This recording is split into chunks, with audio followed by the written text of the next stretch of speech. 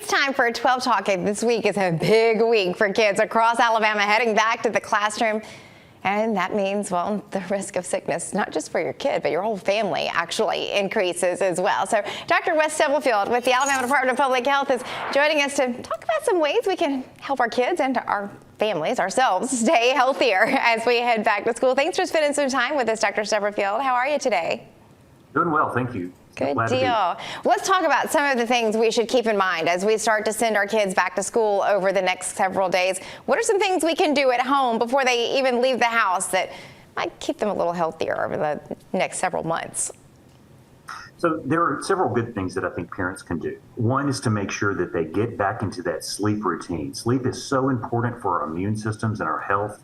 Make sure that those sleep routines get back into schedule before school. It's not uncommon for children to go to bed later and wake up later in the summertime, but those buses and those trips to school can start very early. Other things that I recommend is that children need to either eat at school or eat at home before they go. It's hard to learn on an empty stomach, so make sure that they're eating a good balanced meals in the morning when you have some control over that. And then finally, make sure that I'm sure most parents have now visited their healthcare provider, gotten their child screened, and gotten their medications refilled, and everything they need. Their forms for sports and for the nurse to deliver medications as needed. There's so many things to think about before our kids even go back into the classroom.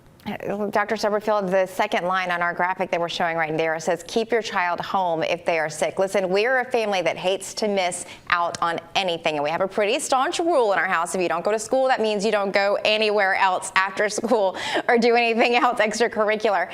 How do we know if our child is sick enough to stay home or well enough to go to school?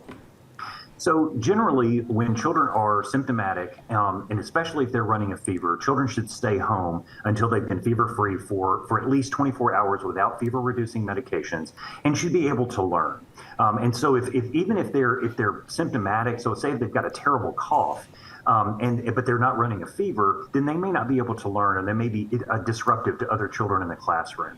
And of course, if symptoms persist or you're concerned, you want to make sure that you follow up with that trusted healthcare provider. But it's always best to stay home because, as we know, there's so many things that go around, especially when kids go right back into the school system, whether it's strep throat or just the normal colds. And we just want to disrupt to minimize disruptions to everyone in the school and keep those kids in their seats. Real quick, Dr. Stubblefield, can you talk a little bit about backpacks? Because I have always felt like my kids' backpacks are just so darn heavy.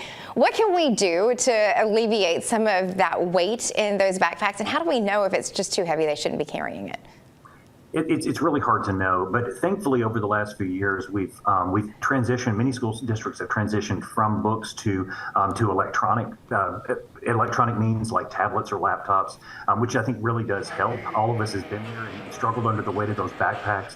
If you see your child having to bend over to carry the backpack, that's generally not a good thing. That means they're having to shift their center of gravity. Other things you can do is try to only take the books that you need, leave the ones at school if possible, leave the ones at home that you don't need, and don't try to put too many things in there just to save your back and your neck. Yeah, that's some really good advice. Dr. Stubblefield, thanks for sharing these tips with us as we get ready to get back into the swing of things in this back to school season. Absolutely. Thank you. All right.